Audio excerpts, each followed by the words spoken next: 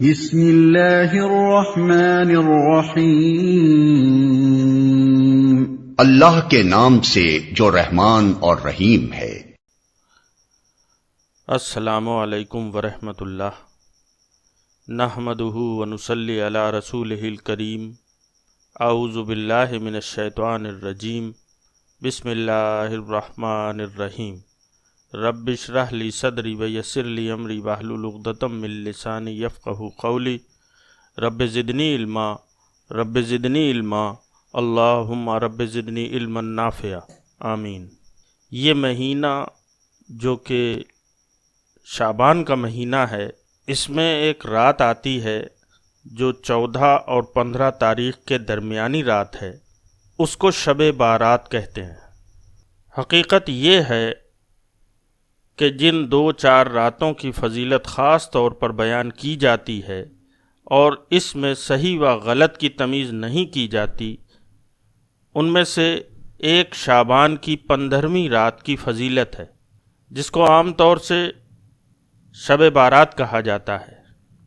ماہ شعبان کے شروع ہوتے ہی مسلم معاشرے میں شب بارات کا چرچا عام ہو جاتا ہے، اور اس مناسبت سے عین اسلامی اعمال کے نام پر تمام طریقے کے کام ہونا شروع ہو جاتے ہیں، اور لوگ ان امور کو اسلامی اعمال جانتے اور مانتے ہیں جن کا کوئی ثبوت نصوص شرعیہ سے نہیں ملتا، یعنی قرآن و سنت سے اس کا کوئی ثبوت نہیں ملتا۔ 15ویں شعبان کی شب میں یعنی شب بارات کو بہت سارے مسلمان جن عقائد و اعمال کو بڑی عقیدت و احترام سے انجام دیتے ہیں اور انہیں اسلامی اعمال سے جوڑتے ہیں، ان تمام اعمال کا شریعت سے کوئی تعلق نہیں، بلکہ ان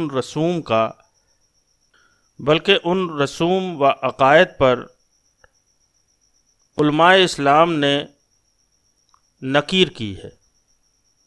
شب بارات سے متعلق رواج پانے والے عقائد اور اعمال میں سے بعض کا اختصار کے ساتھ یہاں جائزہ لیا جا رہا ہے۔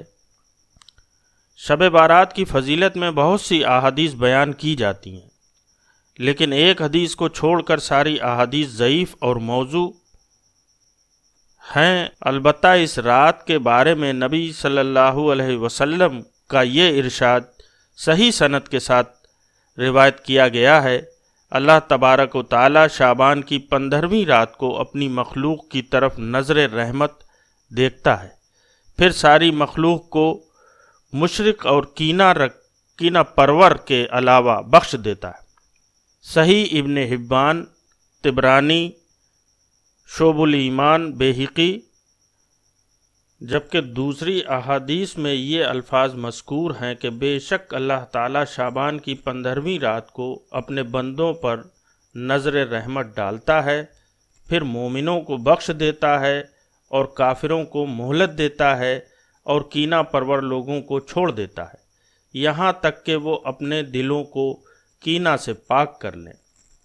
اس حدیث کو شعبان کی 15ویں رات کی فضیلت میں بیان کیا جاتا ہے، لیکن اس میں دوسری راتوں کی بنسبت اس رات کی فضیلت ثابت نہیں ہوتی، کیونکہ صحیحین کی روایت میں اس سے زیادہ فضیلت ہر رات میں توبہ و استغفار کو حاصل ہے، جس سے ثابت ہوا کہ اللہ تعالیٰ کا آسمانی دنیا پر نزول ہر رات میں ہوتا ہے، لہٰذا اس حدیث سے 15ویں شعبان کی رات کی فضیلت ثابت نہیں ہوتی۔ اب جو اعمال اس رات میں کیے جاتے ہیں ان کا ایک جائزہ لیتے ہیں۔ قبروں کی زیارت کا اہتمام۔ شب بارات کو ہمارے معاشرے میں شہر خاموشہ کی عید قرار دے دیا گیا ہے۔ لوگ اس رات میں خصوصی طور پر جماعت در جماعت مرد اور بچے نماز مغرب کے بعد قبروں کی زیارت کا اہتمام کرتے ہیں اور اسے اس رات کا مسنون عمل قرار دیتے ہیں۔ اس مناسبت سے قبرستانوں میں چراغاں یعنی چراغ وغیرہ اور روشنی کے ساتھ ہی قبروں کی قبروں کی صفائی اور چونا کاری کا بھی اہتمام کیا جاتا ہے۔ حالانکہ قبروں کی زیارت کرنا مشروع عمل ہے، جیسا کہ نبی صلی اللہ علیہ وسلم نے حضرت بریدہ رضی اللہ عنہ کی حدیث میں فرمایا کہ میں نے تم کو پہلے قبروں کی زیارت کرنے سے منع کیا تھا، اب تم لوگ قبروں کی زیارت کیا کرو۔ صحیح مسلم حدیث نمبر 977۔ اور حضرت ابو ہریرہ رضی اللہ عنہ کی حدیث میں رسول اللہ صلی اللہ علیہ وسلم نے فرمایا قبروں کی زیارت کرو اس لیے کہ تمہیں موت یاد دلاتی ہے۔ صحیح مسلم حدیث نمبر 976۔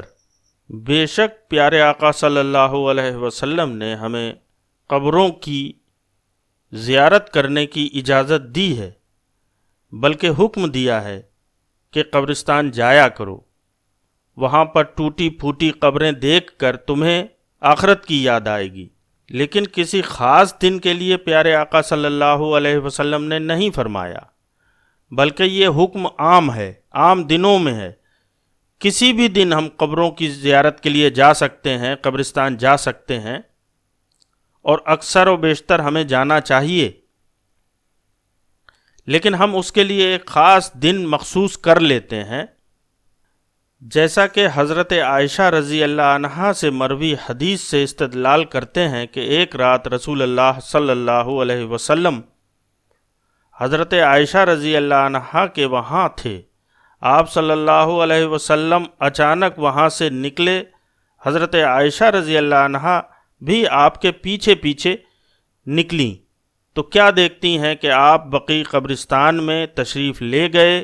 رسول اللہ صلی اللہ علیہ وسلم نے انہیں دیکھا تو فرمایا کیا تمہیں اس بات کا اندازہ تھا کہ اللہ اور اس کے رسول صلی اللہ علیہ وسلم تم پر ظلم کریں گے؟ عائشہ رضی اللہ عنہا نے کہا کہ اے اللہ کے رسول صلی اللہ علیہ وسلم، مجھے یہ شک ہوا کہ شاید آپ کسی اور بیوی کے یہاں چلے گئے۔ تب آپ نے فرمایا بے شک اللہ تبارک و تعالی شعبان کی 15ویں رات کو آسمانی دنیا پر نزول فرماتا ہے، پھر اس سے زیادہ وہ اتنے لوگوں کی مغفرت کرتا ہے جتنے بنو کلب کی بکریوں کے بال ہیں۔ سنن ترمذی حدیث نمبر 739، سنن ابن ماجہ حدیث نمبر 1389۔ حالانکہ اس حدیث کو امام ترمذی، امام بخاری، امام دارقطنی، علامہ ابن جوزی، علامہ ابن باز اور محدث شیخ محمد ناصر الدین البانی رحمہ اللہ نے ضعیف قرار دیا ہے۔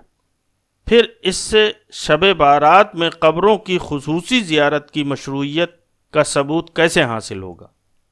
حالانکہ بقیع قبرستان میں حضور صلی اللہ علیہ وسلم کا جانا ایک صحیح حدیث میں بھی وارد ہوا ہے، لیکن اس صحیح حدیث میں 15ویں رات کا کوئی ذکر نہیں، اور یہ حدیث صحیح مسلم کی ہے۔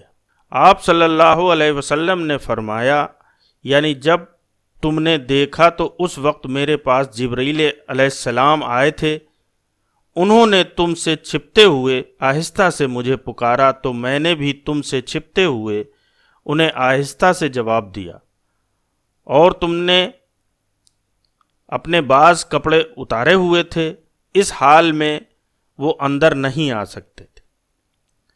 میں نے یہ سمجھا کہ تم سو گئی ہو، اس لیے میں نے تمہیں جگانا پسند نہ کیا، اور مجھے یہ خوف بھی ہوا کہ کہیں تم میرے بغیر وحشت میں نہ مبتلا ہو جاؤ۔ جبریل علیہ السلام نے کہا کہ آپ کے رب نے آپ کو حکم کیا ہے کہ آپ اہل بقیع کے پاس آئیں اور ان کے لیے مغفرت کی دعا کریں۔ یہ حدیث ہے صحیح مسلم کی حدیث نمبر 974۔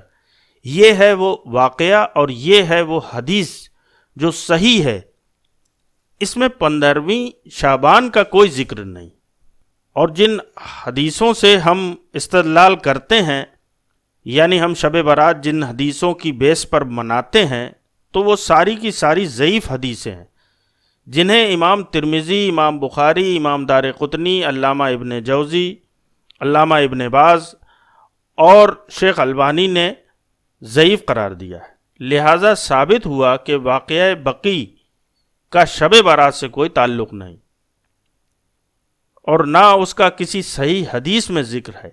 اس لیے ایک ضعیف حدیث کو حجت بنا کر یہ عقیدہ رکھنا درست نہیں کہ اس رات میں قبرستان میں جانا مسنون ہے، بلکہ اس رات میں مروجہ انداز سے قبروں کی زیارت کرنا بدعت ہے، جس سے بچنا چاہیے۔ انشاءاللہ اس کے بارے میں اگلے ویڈیو میں اور کچھ تفصیلات دی جائیں گی، تو اللہ تعالیٰ سے دعا ہے کہ اللہ تعالیٰ ہم سب کو جو صحیح عقیدہ ہے اس کو رکھنے کی توفیق عطا فرمائے، اور ہم میں جو کمیاں ہیں یا اللہ ہم کو ان کو دور کرنے کی توفیق عطا فرمائے، اور عین قرآن و سنت کے مطابق عمل کرنے کی توفیق عطا فرمائے۔ آمین یا رب العالمین۔